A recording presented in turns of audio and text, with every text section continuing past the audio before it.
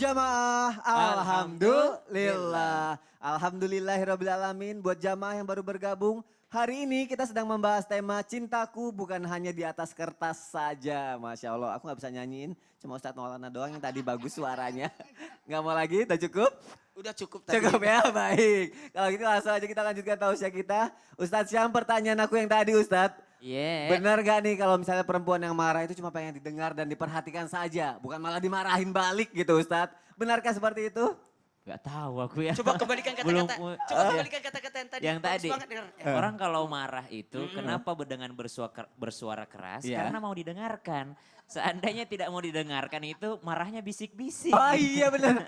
Gak kedengeran ya. Namanya bukan marah, ngedumel gitu. Oh iya benar. Kalau gitu aku mau penjelasan yang tadi deh Ustadz Syam, silakan. Allah membuat skenario yang sangat indah yang sampai riwayatnya kepada kita semua di zaman milenial ini. Apa itu skenario ketika Ibunda Aisyah radhiyallahu taala anha marah sehingga menumpahkan kurma atau memecahkan piring. Maka Rasulullah SAW itu sedang berkumpul dengan sahabatnya. Artinya ini sudah direncanakan sama Allah Subhanahu wa taala supaya kalian lihat bagaimana Rasulullah mengatasi istri yang sedang marah.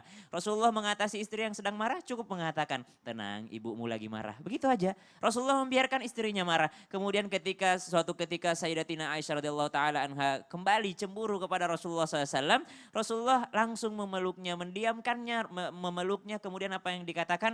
Saya tadi juga ikutan marah, tapi ketika aku memelukmu marahku hilang gitu ya. Masya Allah ini Rasulullah memberikan contoh kepada kita bagaimana menghadapi seseorang yang sedang marah, wabil khusus kepada istri yang sedang marah, tanpa bermaksud menggurui ataupun mengajari karena yang berbicara belum punya pengalaman, cuma membaca daripada riwayat-riwayat. Bahkan dalam hadis Rasulullah SAW disebutkan, hadis yang singkat namun sangat masyhur kepada kita, la taghdab walakal jannah, jangan kau marah dan bagimu surga. Ini bagi orang-orang yang marah. Bagi orang yang marah ketika marah dalam berdiri duduk, dalam keadaan duduk marah maka berbaring. Lalu bagaimana dengan orang yang menghadapi orang yang marah? Jangan dibalas dengan kemarahan juga. Wa ibadur rahmanil ladzina yamshuna 'alal ardi hauna wa idza khatabahumul jahiluna qalu salama.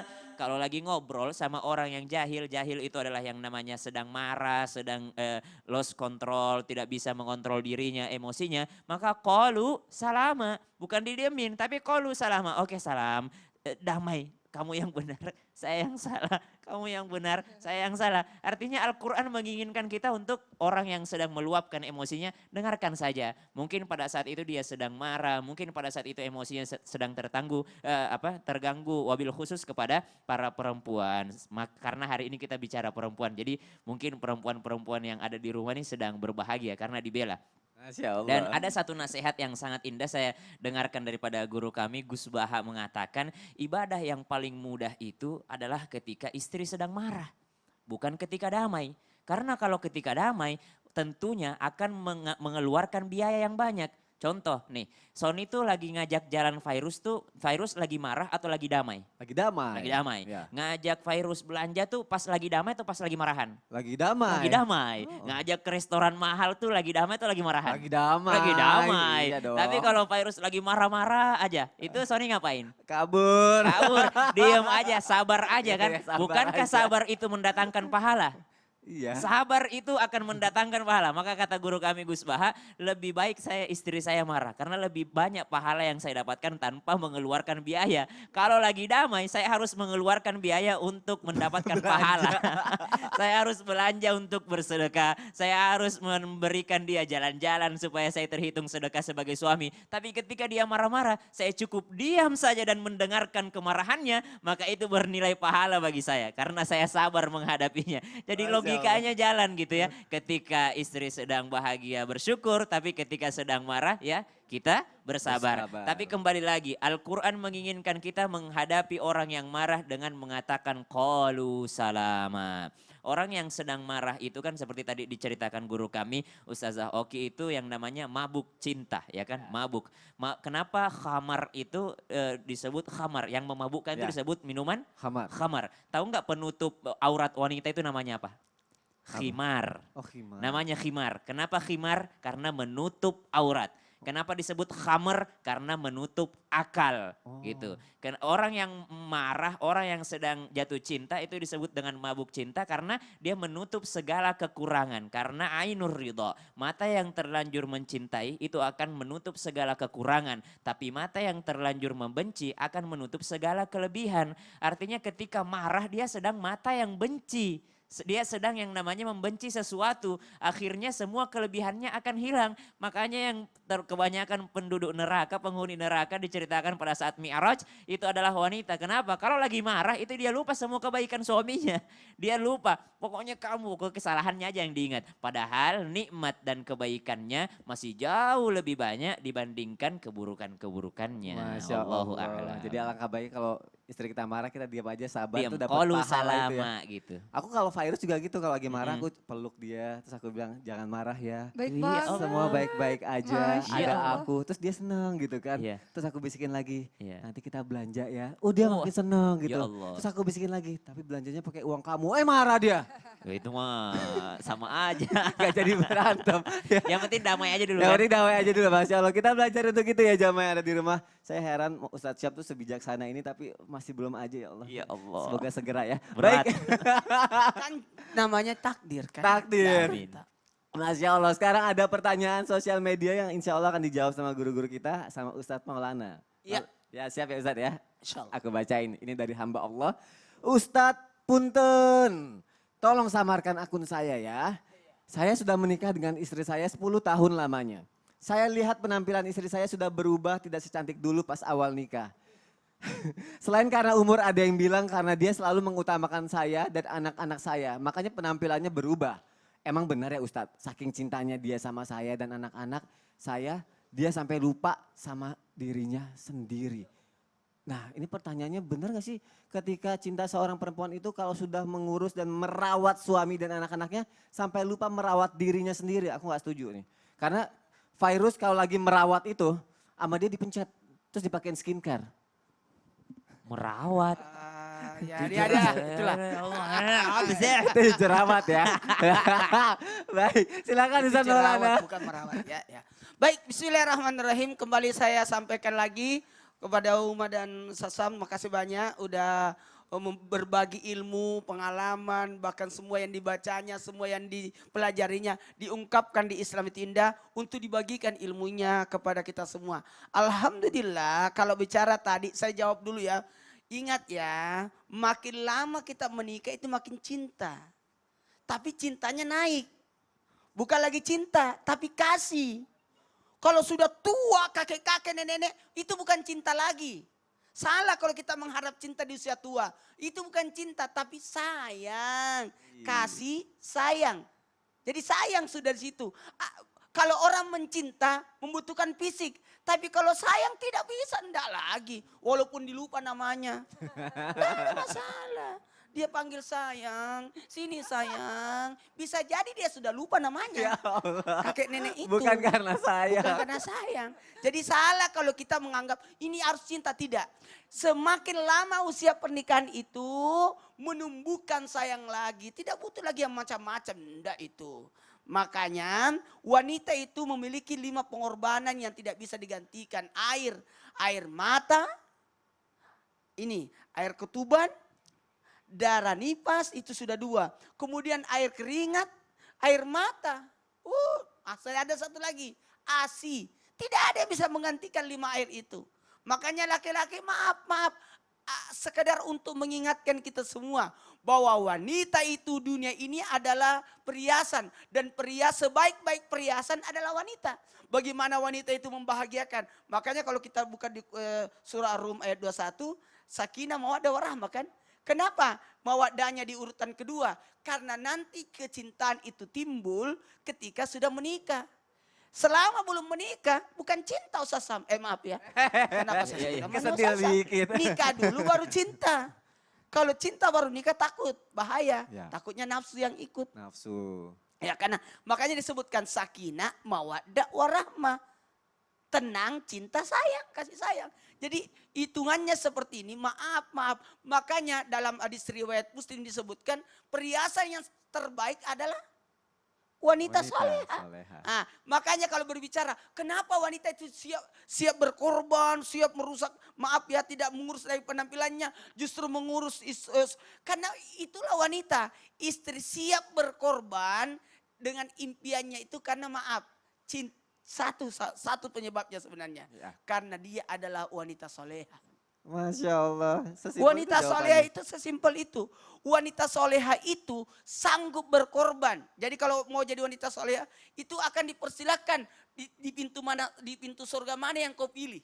Karena kenapa? Dia sudah ketaatannya kepada Allah, menjaga salatnya, menjaga puasanya, menjaga kehormatannya. Sekali lagi, menjaga kehormatannya. Karena kesalehannya itu menghadirkan keikhlasan. Ikhlas sudah. Tidak ada urusan. Kebayang gak wanita itu sekali melahirkan. Berapa saraf yang rusak. Udah enak ngomongin, ada yang lagi hamil. Oh iya.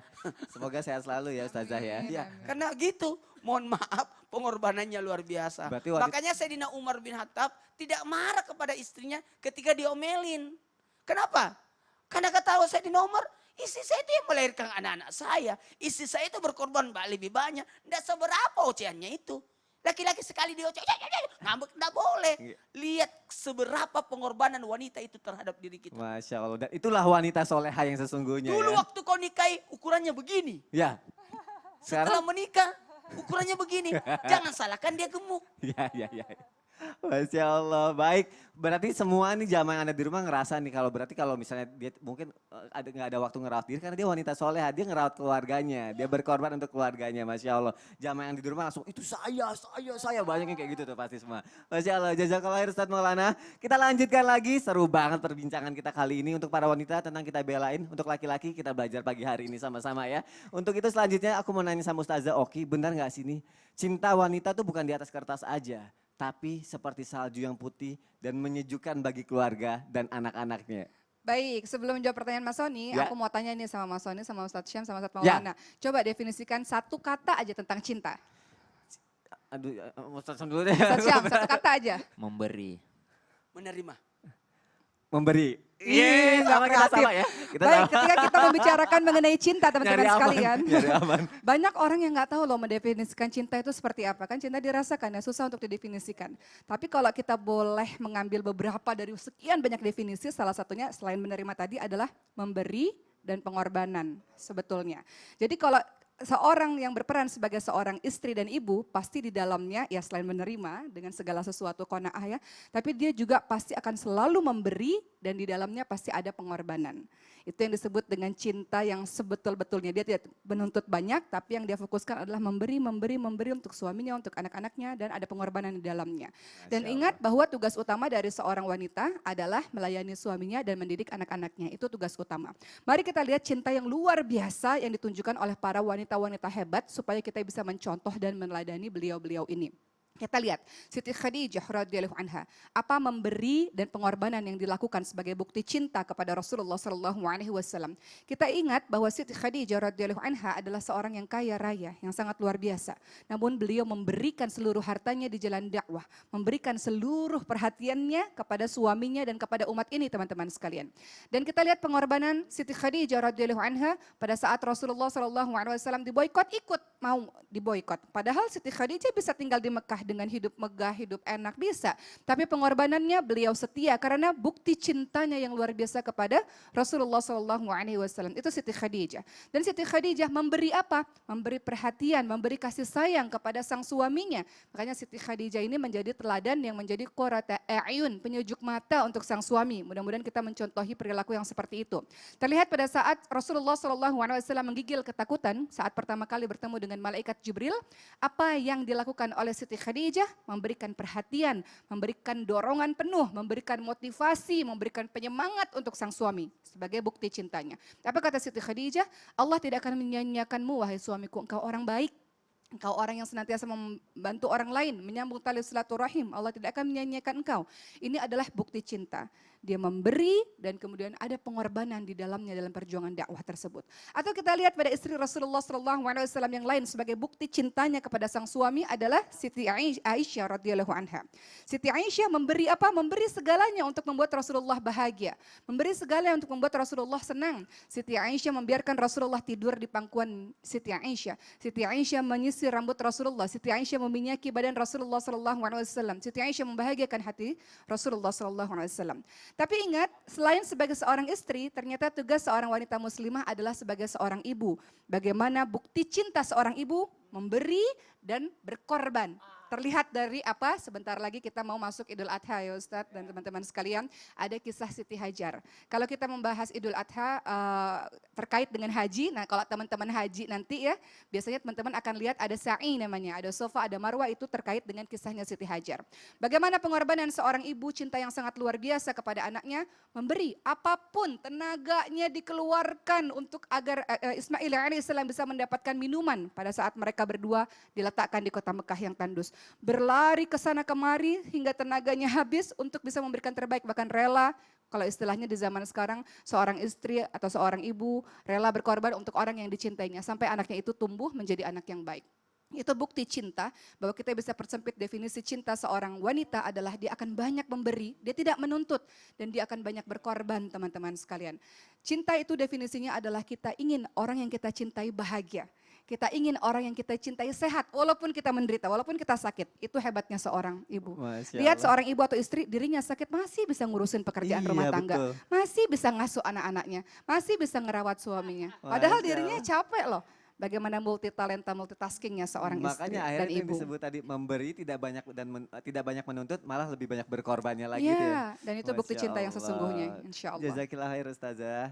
Jamaah siap untuk itu? Masya Allah, siap pasti Masya Allah. Baik, kita lanjutkan lagi tausiah kita. Tadi Ustazah Oki sedikit menyinggung atau membahas mengenai Aisyah dan juga Khadijah. Nah akhirnya timbul lagi nih pasti pertanyaan, ada lagi nggak sih selain itu cinta wanita, kisah cinta wanita yang abadi dari para istri Rasulullah yang tak mudah dilupakan begitu saja?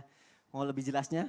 Kita dengarkan tausiah dari guru kita. Ustadz Syam, silakan Ustadz. لقد كان لكم في رسول الله أسوة حسنة. Contoh terbaik adalah contoh dari Rasulullah sallallahu alaihi wasallam. Satu ayat yang lain. لقد جاءكم رسول من أنفسكم عزيز عليه ما عنتم حريص عليكم. Salah satu sifat Rasulullah sallallahu alaihi wasallam itu adalah harisun alaikum bil mu'minina raufur rahim. Sakit hatinya Rasulullah sallallahu alaihi wasallam ketika melihat orang yang dicintainya, para umatnya itu tidak beribadah kepada Allah Subhanahu wa taala.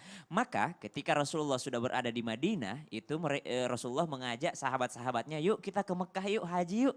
Akhirnya ketika berangkat bersama dengan para sahabatnya, sudah dekat dengan kota Mekah, Rasulullah SAW diusir untuk kembali ke Madinah. Gak boleh masuk Mekah. Kalau tidak salah itu adalah kejadian perjanjian Hudaybiyah. Akhirnya Rasulullah SAW bersama dengan para sahabatnya, Rasulullah mengomandai mereka, mengomandokan kepada mereka semua untuk kembali ke Madinah. Sahabat tanpa banyak tanya langsung mengatakan, ya udah kita balik ke Madinah. Bukan apakah mereka membatalkan ibadah? Bukan karena itu, tapi mereka taat kepada Rasulullah SAW. Tahu enggak kenapa Rasulullah mau ke Mekah? Salah satu alasannya karena beliau sangat rindu kepada istrinya yang tidak pernah ia lupakan sebelumnya, yaitu yang diceritakan oleh umat tadi, Siti Khadijah. Apa yang tidak pernah dilupakan daripada Siti Khadijah?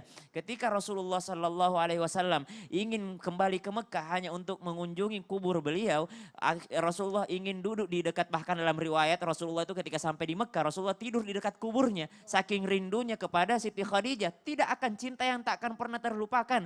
Bahkan sudah bersama dengan Aisyah radhiyallahu taala anha, Rasulullah masih menyebut-nyebut Khadijah. Rasulullah mengatakan kepada Fatimah, jangan kau iri dengan ibu-ibu barumu karena tidak ada yang dapat menggantikan cintanya Khadijah di dalam hatiku. Kenapa? Ketika ibunda Khadijah mau meninggal dunia, kata ibunda Khadijah, "Nak Fatimah, kayaknya nih ajal udah mau menjemput. Mintakan sama ayahmu, boleh enggak? Ibu minta satu hal, nanti kalau ibu meninggal mintakan sorbannya supaya dijadikan kain kafan untukku." didengar oleh Rasulullah SAW. Kata Rasulullah, Allah menitip salam untukmu wahai istriku tercinta. Apa titipan salamnya? Bukan hanya salam, Allah mengirimkan langsung melalui malaikat Jibril 5 kain kafan. 1 untukku, 1 untukmu, 1 untuk Fatimah, 1 untuk Ali, dan salah satunya untuk cucu Rasulullah SAW. Bahkan masyhur kisah ini, ketika Khadijah akan meninggal dunia dikatakan, apalagi yang harus aku berikan untukmu. Bahkan ketika aku meninggal dunia, jangankan hartaku yang sudah habis, tulang belulangku kau ambil dari kuburku, lalu kau jadikan jembatan untuk menyeberangi satu sungai untuk berdakwah, ambillah wahai suamiku. Maka ini yang membuat Rasulullah tidak pernah lupa akan cintanya Ibunda Khadijah Al-Kubra radhiyallahu taala wa anha wa ardaha, menjadi salah satu pemimpin wanita di surganya Allah Subhanahu wa taala.